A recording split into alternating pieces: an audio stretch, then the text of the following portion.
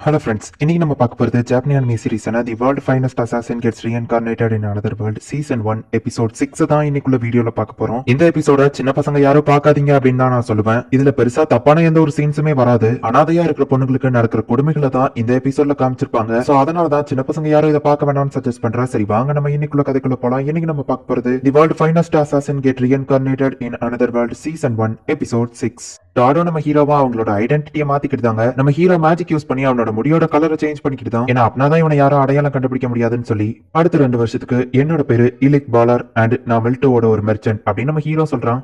மில்டோ அப்படிங்கிற இந்த சிட்டில ஃபுல் அண்ட் ஃபுல்லா மெர்ச்சன்ட் தான் இருப்பாங்க. புதுசா ஒரு ஆள் ஊருக்குள்ள வரவோ, நீங்க ஊருக்கு புதுசா நான் வேணா சுத்தி காட்டுமா அப்படின்னு ஒரு பொண்ணு கேட்கறா. சின்ன பசங்க எல்லாம் இதுக்கு செட் ஆக மாட்டாங்கமா அப்படின்னு சொல்லி அவர் கிளம்புவோம். நீங்க சரக்கு அடிக்க போறீங்களா, அதுக்கு கூட எனக்கு இடம் தெரியும் அப்படின்னு அந்த பொண்ணு சொல்றா. நல்ல சரக்கு கிடைக்கிற கடை தெரியுமா அப்படின்னு அவர் கேட்கவும், உங்க பட்ஜெட் என்ன சார் அப்படின்னு சொல்லி அவ விசில் அடிச்ச ஆளுங்களை கூப்பிட்டு இவர அந்த சரக்கு கடைக்கு கூட்டிட்டு போ, அந்த இடம் கூட்டமா இருந்துச்சுன்னா அந்த இன்னொரு இடத்துக்கு கூட்டிட்டு போ அப்படின்னு சொல்லி அனுப்பி வைக்கிறா. இந்த கதை பலபலன்னு போய்கிட்டு கோசா நான் உங்களுக்கு ஷார்ட்டா எக்ஸ்பிளைன் பண்ண ட்ரை பண்றேன். இங்க இருக்கிற எல்லாருமே அனாதை குழந்தைங்க தான். இவங்க வந்துட்டு அந்த ஊருக்கு வர்றவங்களுக்கு கைடா போறது, அப்புறமா ஊரை சுத்தி காட்டுறது அப்படின்னு சொல்லிட்டு அது வழியா சம்பாதிச்சிட்டு இருக்காங்க. சில சமயம் நம்ம டூரிஸ்ட் கைடா அவங்க கூட போகும்போது அவங்க நமக்கும் சேர்த்து சாப்பாடு வாங்கி தருவாங்க அப்படின்னு சொல்லி அந்த பொண்ணுங்க பேசிட்டு இருக்காங்க. இப்போ அந்த இடத்துல பார்த்தா திடீர்னு மழை பெய்ய ஆரம்பிக்குது. ஊர் சுத்தி காமிக்க போன எல்லா பொண்ணுங்களுமே இப்ப திரும்ப வந்துருந்தாங்க. இன்னைக்கு நம்மளால இவ்வளவுதான் சம்பாதிக்க முடியும், மழை பெய்யறதுனால இதுக்கப்புறம் யாருக்கும் சுத்தி காட்ட முடியாது அப்படின்னு சொல்லி அந்த பொண்ணுங்க வருத்தப்படுறாங்க. நம்ம கிட்ட இருக்கிற காசை வச்சு கூடிய சீக்கிரமே நம்ம எல்லாருக்கும் புது ட்ரெஸ் வாங்கிடலாம் அப்படின்னு சொல்லி மாகாங்கிற பொண்ணு சொல்லவும், ஏன் இப்ப நம்ம கிட்ட இருக்கிற ட்ரெஸ் போதாதா அப்படின்னு சொல்லி ஒரு பொண்ணு கேட்கறா. நம்ம கஸ்டமர்ஸ் கூட போகும்போது நல்ல ட்ரெஸ் போட்டிருந்தாதான் அவங்களுக்கும் நம்ம கூட போறது ஒரு மாதிரி இருக்காது. சாகிறதுக்கு முன்னாடி எங்க அப்பாவோ ஒரு மெர்ச்சன்ட் தான் அப்படின்னு சொல்லி அந்த மாகா சொல்றா. நீ சொல்ற எதுவும் எங்களுக்கு புரியல மாகா, ஆனா நீ சொல்றதெல்லாம் நாங்க செஞ்சதுக்கு அப்புறமா தான் நிறைய நம்ம காசு சம்பாதிக்கிறோம், டயத்துக்கு ஒழுங்கா சாப்பிட முடியுது அப்படின்னு சொல்லி அந்த பொண்ணுங்க எல்லாம் மாகாக்கு தேங்க்ஸ் சொல்றாங்க. அப்ப திடீர்னு பார்த்தா சில ஆளுங்க வந்து அந்த பொண்ணுங்களை பிடிக்க பாக்குறாங்க.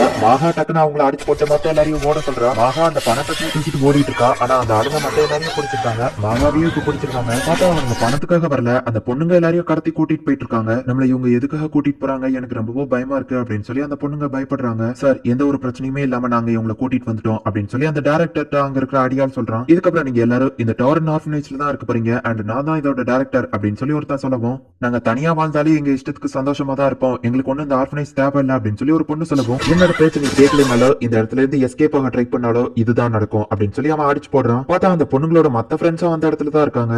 எங்களை கடத்திட்டு வந்தவங்க பேசினது நாங்க கேட்டோம்.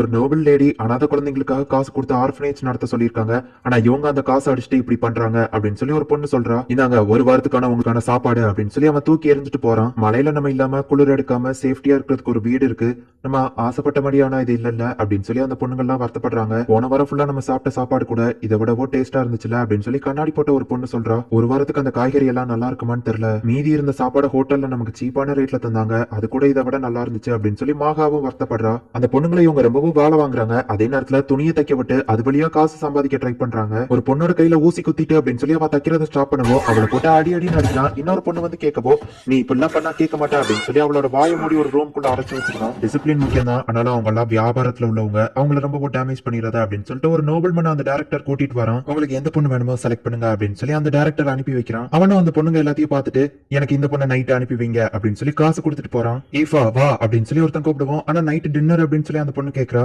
உனக்கு நான் டேஸ்டான சாப்பாடு கொடுக்குறேன் வா அப்படின்னு சொல்லி அவளை கூட்டிட்டு போறான். மகா நீயும் வா அப்படின்னு சொல்லி அவளையும் சேர்த்து கூட்டிட்டு போறான். அவன் முன்னாடியே அவளோட ட்ரெஸ் கழட்ட சொல்லிட்டு இப்ப அவளை குளிக்க வச்சுட்டு இவளை குளிப்பாட்ட அப்படின்னு சொல்லி மாகா கிட்ட சொல்றான். ஈஃபா அப்படிங்கிற பொண்ணுக்கு புது ட்ரெஸ் எல்லாம் போட்டு விட்டு மேக்கப் எல்லாம் போட்டு அவளை ரொம்ப அழகா மாத்தி சரி டைம் ஆயிடுச்சு வாங்க அப்படின்னு சொல்லி அந்த டைரக்டர் கூட்டிட்டு போறான். மாகா இதை எல்லாத்தையும் பாத்துட்டு இருக்கா. இப்ப அழகா போன பொண்ணு இப்ப அலங்கோலமா திரும்ப வீட்டுக்கு வரா. அவ வர சவுண்ட் கேட்டு மாகா மட்டும் இன்னும் தூங்காம இருந்து எந்திரிச்சு போயிட்டு பாக்குறா. என்னாச்சு மீகா அப்படின்னு சொல்லிட்டு மாகா போயிட்டு கேட்கவும் அந்த பொண்ணு அப்படியே அமைதியா சோகமா நின்னுட்டு இருக்கா. மாகா கிட்டக்கு போகவும் என் கிட்ட வராத அப்படின்னு சொல்லிட்டு அந்த பொண்ணு அழுதுகிட்டே இப்ப வெளியே ஓடி போயிருந்தா. மீகா என்னாச்சு அப்படின்னு சொல்லிட்டு மாகாவும் அவ பின்னாடியே போறா. பார்த்தா அவ ஒரு இடத்துல போய் அழுதுட்டு இருக்கா. என்கிட்ட வராத, என்ன பாக்காத அப்படின்னு சொல்லிட்டு அவ அழறா. இந்த சீன்ஸை வச்சுட்டு நமக்கு என்ன நடந்திருக்கு அப்படிங்கறத புரிஞ்சுக்கிட முடியுது. இப்ப திரும்ப திரும்ப கண்டினியூஸா மீகாவே குளிப்பாட்டிட்டு இருக்காங்க. மாகா அழுதுட்டு இருக்கா. இதுலயே நமக்கு என்ன நடக்கும் அப்படிங்கிறது புரியுது. இன்னைக்கு நைட் அவளை ரொம்பலாம் மேக்கப் பண்ணாத, ஏன்னா இன்னைக்கு நைட் அவ ஏன் கூட இருக்க போறா அப்படின்னு சொல்லி அந்த டைரக்டர் சொல்லுதான். அவங்கள வேலையும் வாங்குறாங்க, அதே நேரத்துல அபியூஸும் பண்றாங்க. திரும்பவும் மீகாவை வந்து கூப்பிடுவோம். எப்பவும் எதுக்காக மீகாவை மட்டும் கூட்டிட்டு போயிட்டே இருக்கீங்க அப்படின்னு சொல்லி மத்த 3 பொண்ணுங்களும் அவளுக்கு சப்போர்ட் பண்ணி பேசினா, கவலைப்படாதீங்க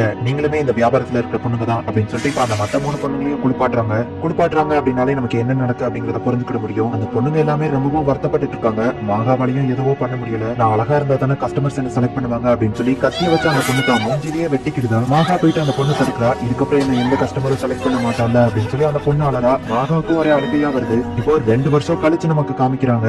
மாகா சாப்பாடு கொடுக்கலாம் அப்படின்னு சொல்லி போகும்போது மாகாக்கு இப்ப வயசாயிடுச்சுல, அவ்வளவு பெரிய பொண்ணா வளர்ந்துருப்பா, விர்ஜின் வர. அவ விர்ஜினா இருக்கிறதுனாலயே அவளை அதிக ரேட்டுக்கு நம்ம விக்கலாம் அப்படின்னு சொல்லி அவனுங்க பேசிட்டு இருக்காங்க. அந்த பொண்ணுங்களுக்கு நடந்த அதே நிலைமை தான் அடுத்தது எனக்குமா அப்படின்னு சொல்லி மாகா ரொம்பவும் பயப்படுறா. நான் அழகா இல்லைன்னா என்ன எந்த கஸ்டமரும் செலக்ட் பண்ண மாட்டாங்க அப்படின்னு சொல்லி அவ ஃபேஸ்ல வெட்ட போகவும், அழகா இருக்கிற உன்னோட ஃபேஸ்க்கு இந்த அழுக சூட் ஆகவே இல்ல, நீ சிரிச்சா எவ்வளவு அழகா இருப்ப தெரியுமா அப்படின்னு சொல்லிட்டு நம்ம ஹீரோ வந்து அவ பின்னாடி நிக்கிறான். இவர் பேர் தான் மிஸ்டர் இலிக் பாலார். பாலார் ட்ரேடிங் கம்பெனியோட ஓனரோட பையன் இவர் தான். உங்கள ஒருத்தர தத்தெடுக்கலாம்னு சொல்லி தான் இவர் வந்திருக்காரு அப்படின்னு சொல்லி அந்த டைரக்டர் சொல்றான். எல்லா பொண்ணுங்களுக்கும் ரொம்ப ஹாப்பியா இருக்கு. மாகா மட்டும் பின்னாடி போகவும் நம்ம ஹீரோ மாகாவை தான் போயிட்டு செலக்ட் பண்றான். நான் உன்னதான் செலக்ட் பண்றேன், உன்னை என்னோட ஃபேமிலிக்கு வரவேற்கிற மாகா அப்படின்னு நம்ம ஹீரோ சொல்றான். நம்ம ஹீரோ மாகாவை செலக்ட் பண்ணப்போ இந்த பொண்ணு கொஞ்சம் ஸ்பெஷல் அப்படிங்கிறதுனால நான் சொன்ன பிரைஸை விட இவளுக்கு அதிகமா தரணும், இல்ல 3 மடங்கு தரணும் அப்படின்னு நம்ம சொல்றான். நம்ம ஹீரோ அவன் கேட்டதை விடவே அதிகமான காசை கொடுக்குறான். இந்த பொண்ணு இதுக்கப்புறம் உங்களுக்கு தான் சொந்தம், இந்த பொண்ணை நாங்க அழகுபடுத்தி 3 நாள்ல உங்களுக்கு அனுப்பி வைக்கிறோம் அப்படின்னு சொல்லி அந்த டைரக்டர் சொல்றான். அழகுபடுத்துறதுன்னா என்னன்னு எனக்கு தெரியும், இவன் என்கிட்ட தப்பா நடந்துக்கிட போறான் அப்படின்னு சொல்லி மாகா பயப்படுறான். அது வந்து அப்படின்னு சொல்லி மாகா அவன்கிட்ட ஏதோ சொல்ல போறதுக்குள்ளேயே டக்குன்னு அவன் கண்ணாலேயே அவளை மறட்டுதான்.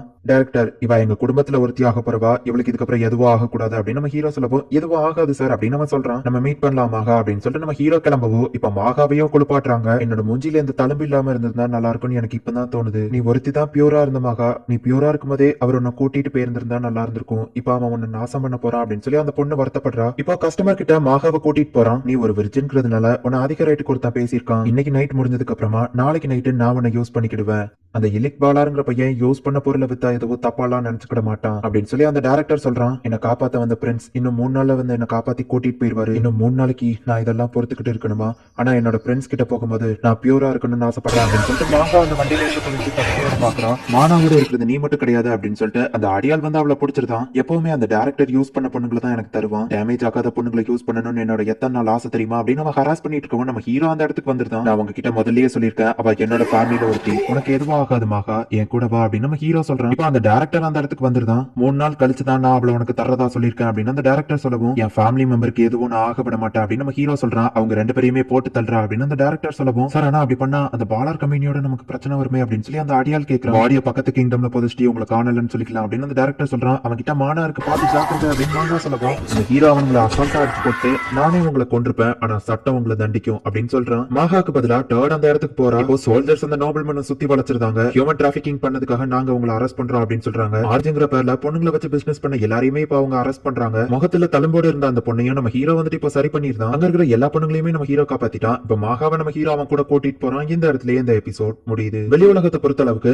அநாத குழந்தைங்களை வச்சு நடத்துற மாதிரியான ஒரு ஆர்ஃபனேஜ் கிரியேட் பண்ணிட்டு உள்ளுக்குள்ள பெரிய பெரிய பணக்காரங்களுக்கு எல்லாம் பொண்ணுங்களை வச்சு பிசினஸ் பண்ணிருக்கான். 2 வருஷமா மாகாவும் அவ ஃப்ரெண்ட்ஸும் அந்த ஆர்ஃபனேஜ்ல தான் இருந்து கஷ்டப்பட்டு இருக்காங்க. நம்ம ஹீரோ பாலிக் இல்லாரா இந்த மெல்டோ சிட்டிக்கு வந்த உடனேவே இப்ப மாகாவா அந்த இடத்துல இருந்து காப்பாத்திருக்கான். ரியல் லைஃப்லயுமே அநாத பொண்ணுங்களுக்கு இந்த மாதிரியான கொடுமைகள்லாம் நடக்குது. அததான் இந்த அனிமேல நமக்கு காமிச்சிருப்பாங்க. இந்த அனிமேல நிறைய விஷயங்கள் உங்களுக்கு குழப்பமா இருக்கும். நீங்க கேர்ஃபுல்லா வாட்ச் பண்ணீங்க அப்படின்னா தான் உங்களுக்கு கதை புரியும். சோ பொறுமையா கேர்ஃபுல்லா அந்த கதையை வாட்ச் பண்ணி என்ஜாய் பண்ணுங்க. அண்ட் உங்களுக்கு இந்த வீடியோ பிடிச்சிருந்தது அப்படின்னா லைக் பண்ணிட்டு அப்படி மறக்காம நம்ம சேனலை சப்ஸ்கிரைப் பண்ணிருங்க.